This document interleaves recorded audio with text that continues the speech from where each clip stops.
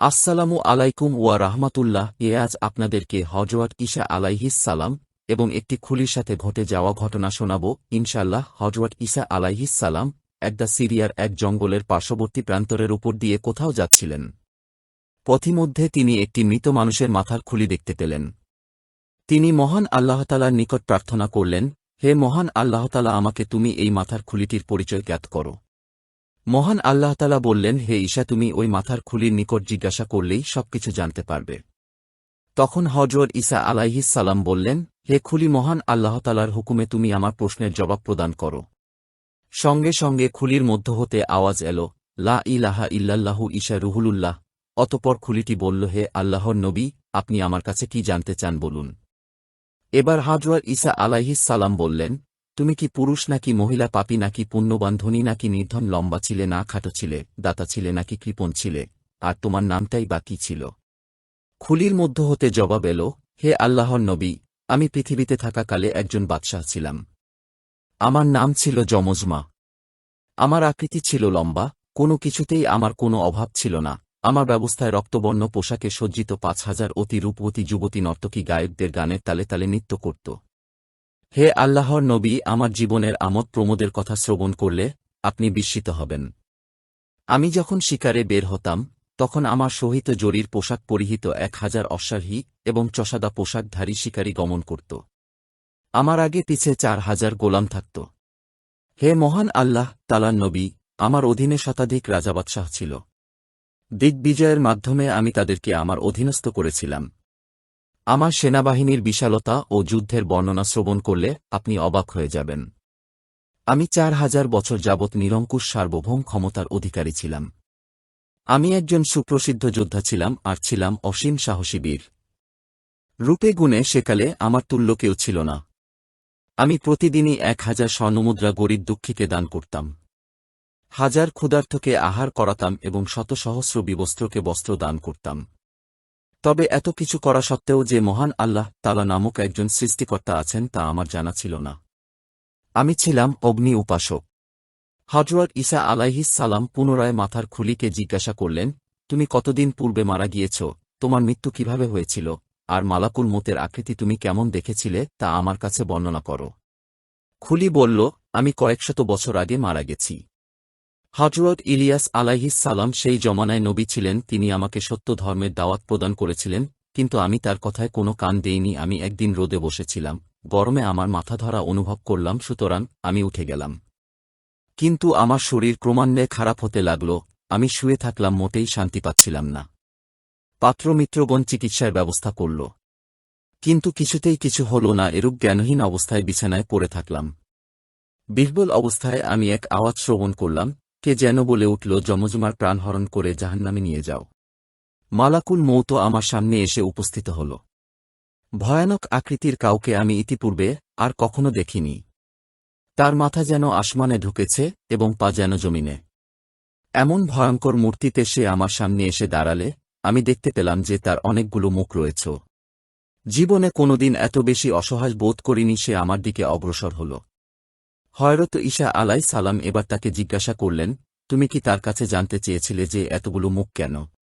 যমজমার খুলিটি বলল, হ্যাঁ। তাকে এটা জিজ্ঞাসা করায় সে আমাকে বলেছিল, আমার সামনের মুখ দিয়ে মুমিনদের, ডানের মুখ দিয়ে আসমানবাসীদের এবং বাম ও পিছনের মুখ দিয়ে আমি কাফের ও মুশরিকদের জান কবজ করার নির্দেশ প্রদান করে থাকি। হযরত ঈসা আলাইহিস সালাম এবার যমজমাকে জিজ্ঞাসা করলেন, মৃত্যুর সময় তোমার কি কোনো কষ্ট হয়েছিল? এবার যমজমা উত্তর দিল, মালাকুল মউতের সঙ্গে আরও কয়েকজন ফেরেশতা ছিল। তাদের কারো হাতে আগুনের গুর্জা ছিল, কারো হাতে আগুনের তলোয়ার, কারো হাতে আগুনের তীব্র শিখা। আমার কাছে এসে তারা আমার শরীরে আগুন ধরিয়ে দিল। ওই আগুনের তেজ এমন ছিল যে মনে হয় উহার একটা কণা মাত্র দুনিয়ায় পতিত হলে সমগ্র দুনিয়া পুড়ে ছারখার হয়ে যাবে। ফেরেশতাগণ আমার শিরা উপশিরাগুলো ধরে আমার প্রাণ আহরণ করতে শুরু করল। আমি বহু কাকুতি মিনতি করে বললাম, আমার প্রাণের বিনিময়ে আমার রাজসিংহাসন, যাবতীয় জানমাল নিয়ে নাও। তাতে জনৈক ফেরেশতা আমার মুখে এমন এক ভীষণ চড় মারল যে আমার চেহারা বিকৃত হয়ে গেল। তারা কর্কশ কণ্ঠে বলে উঠল, হায়রে হতভাগা মূর্খ, তুই কথায় শুনেছিস, আল্লাহর ফেরেশতাগণ কাফেরদের প্রাণের বা পাপের পরিবর্তে ধনসম্পদ গ্রহণ করে থাকেন। আমি তখন বললাম, তোমরা আমাকে ছেড়ে দাও, আমি আমার পরিবার পরিজন সহ মহান আল্লাহ তাআলা নামে উৎসর্গ হয়ে যাব। জবাবে তারা বলল, মহান আল্লাহ তাআলার ফেরেশতাগণ কখনো ঘুষ বা প্রলোভনে প্রলোভিত হন না। যমজমা বলল, হে আল্লাহ নবী, কি আর বল, কষ্টের কথা, প্রাণ বের হতে আমার এত বেশি কষ্ট হল যে মনে হল আমার উপর একই সঙ্গে হাজারো তরবারির আঘাত পড়েছে। আমার প্রাণ তারা বের করে নিয়ে গেল। এ থেকে আমার দেহটি কবরস্থানের দিকে নিয়ে যাওয়া হল এবং দাফন করা হল।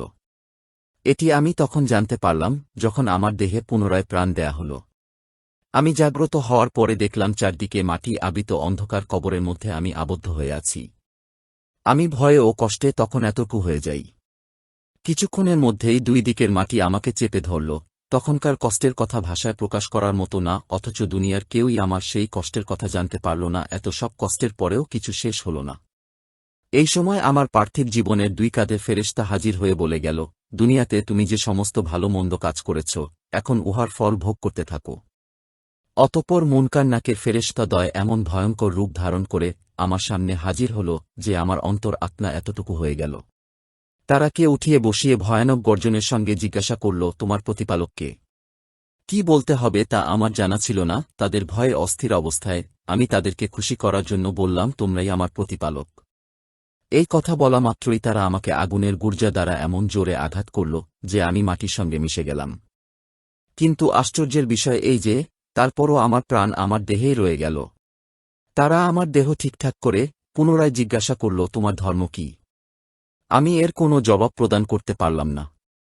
তারা আমাকে প্রচণ্ড ধমক প্রদান করে পুনরায় জিজ্ঞাসা করল, তোমার নবী কে ছিলেন? আমি প্রবল আতঙ্কে বলে ফেললাম, তোমরা দুজন। আমার কথা শুনে তারা আমাকে আবারও আগুনের গুর্জা দ্বারা এমন আঘাত করল যে আমার হাড় মাংস চূর্ণবিচূর্ণ হয়ে গেল। আমার তখনকার মরমন্ধুর আত্মচিৎকার দুনিয়াবাসীদের মধ্যে কেউ শ্রবণ করলে সে তৎক্ষণাৎ সংসার ত্যাগ করে জঙ্গলে চলে যেত। হে আল্লাহর নবী, আমি আমার সুদীর্ঘ 400 বছরের বাদশাহী আমলে যে আরাম আয়েশ করেছিলাম, মাত্র একদিনের কবরের আযাবে উহা আমার কাছে তিক্ত হয়ে গেল। যাই হোক, ফেরেশতা দুইজন আমার উপর অকথ্য নির্যাতন চালিয়ে বিদায় হবার সময় বলে গেল, তোমার উপর মহান আল্লাহ তাআলার আযাব স্থায়ীভাবে চলতে থাকবে। বলাই বাহুল্য, স্থায়ীভাবে আযাব প্রদানের উপকরণের কোনো শেষ নেই। কিছু সময় চলার পর উক্ত ফেরেশতা দুজন পুনরায় আবারও আমার কবর এসে আমাকে ধরে আসমান অভিমুখে নিয়ে চলল। আধারময় কবরের জগৎ থেকে বের হয়ে আকাশের মুক্ত আলো বাতাসে এসে কিছুটা স্বস্তির নিঃশ্বাস ফেললাম। মনে আশা জাগ্রত হল, এবার হয়তো মুক্তি মিলবে। কিন্তু সে আশায় গুড়ে বালি। এমন সময় অদৃশ্য হতে আওয়াজ এল, পাপিষ্ঠকে জাহান্নামে নিয়ে যাও। দোয়খের তত্ত্বাবধায়ক ভীষণ আকৃতির মালিক ফেরেশতা আমার কাছে এসে বলল, একে আগুনে শিকল দ্বারা বেঁধে নাও। আদেশ করা মাত্রই কতিপয় ফেরেশতা এসে আমাকে নতুন স্থানে নিয়ে গেল। সেখানে নিয়ে আমাকে আগুনে শয্যাশায়িত করে আমার শরীরের সমস্ত চামড়া টেনে খুলে ফেলতে লাগল।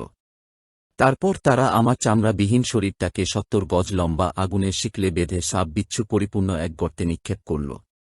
গর্তে সাপ বিচ্ছু ছাড়াও আগুনের লেলিহান শিখা দাউ দাউ করে জ্বলছিল। শিকলটি এতই উত্তপ্ত ছিল যে পৃথিবীতে রাখা হলে পৃথিবী জ্বলে ভস্ম হয়ে যেত। আমার মুখ বন্ধ করে দেয়া হল। সুতরাং সেই অসহনীয় কষ্টের মধ্যে কোনো রূপ চিৎকার করার ক্ষমতা আমার আর থাকল না। এমন সময় হযরত ঈসা আলাইহিস সালাম বললেন, হে যমজমা, তুমি আমাকে দোয়খের কিছু বিবরণ দাও। যমজমা বলতে শুরু করল, হে আল্লাহ তাআলা নবী, দোজখের 7টি দরজা রয়েছে। উহার নাম যথাক্রমে সাইর, সাকার, জাহান্নাম, লাজা, হাবিয়া, জাহিম ও হুতামা। হুতামাই হচ্ছে সর্বনিম্ন দরজা। হে আল্লাহ তাআলার নবী, আপনি দোজখবাসীদের অবস্থা দেখলে অবশ্যই বলতেন যে এদের উপর মহান আল্লাহ তাআলার কঠোর আযাব অবতীর্ণ হয়েছে।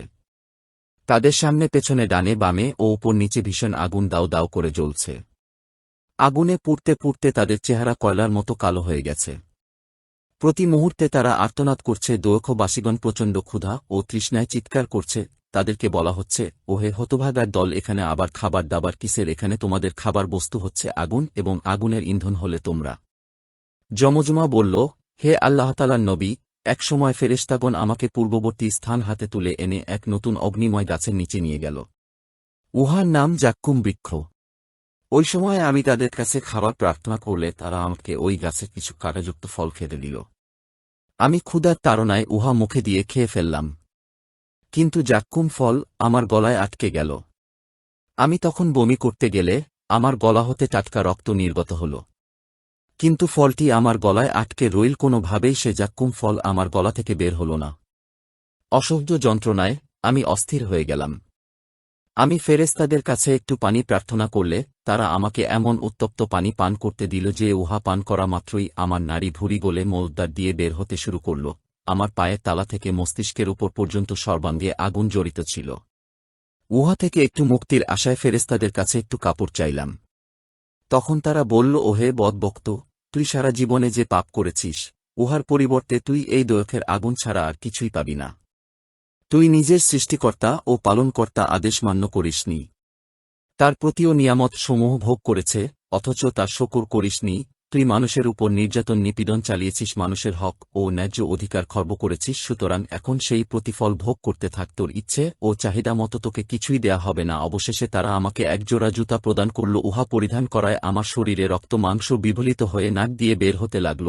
যমজমার বিবরণ শ্রবণ করে বললেন, এখন তুমি বলো, আমি তোমার জন্য কি করতে পারি? যমজমা বলল, আপনি আমার জন্য মহান আল্লাহতালার কাছে একটু দোয়া করুন আমাকে শাস্তি প্রদান হতে নিষ্কৃতি দেন। একমাত্র আল্লাহর ইবাদত বন্দেগী ছাড়া আর কিছুই করব না। হযরত ঈসা আলাইহিস সালাম তার জন্য প্রার্থনা করলেন, হে আল্লাহ, আপনি পরম দাতা ও দয়ালু, অপরাধ ক্ষমাকারী, দয়া করে আপনি যমজমকে ক্ষমা করে দিয়ে ওরাই দুনিয়াতে পাঠিয়ে দিন, যাতে করে সে আপনার ইবাদত বন্দেগী করতে পারে। তখন মহান আল্লাহতালা বললেন, আমার পূর্বেই জানা ছিল তুমি তার জন্য দোয়া প্রার্থনা করবে, তার জন্য তোমার দোয়া করার কারণে আমি কবুল করলাম, কেননা সে দুনিয়ায় আমার ইবাদত বন্দেগী না করলেও সে নানা রকম সৎকর্ম করেছিল, অন্যরকম সৎকর্ম করেছিল, বিশেষ করে সে ছিল দানশীল এবং গরিব দর্দি। অবশেষে হযরত ঈসা আলাইহিস সালাম তার হাতের লাঠি দ্বারা উক্ত মাথার খুলিটি স্পর্শ করলেন এবং বললেন, আল্লাহর হুকুমে উঠে দাঁড়াও। তৎক্ষণাৎ মাথার খুলিটি পূর্ণাঙ্গ এক মানুষে পরিণত হয়ে গেল। অতঃপর সে আরও ৮০ বছর জীবিত থেকে মহান আল্লাহতালার ইবাদত বন্দেগী করে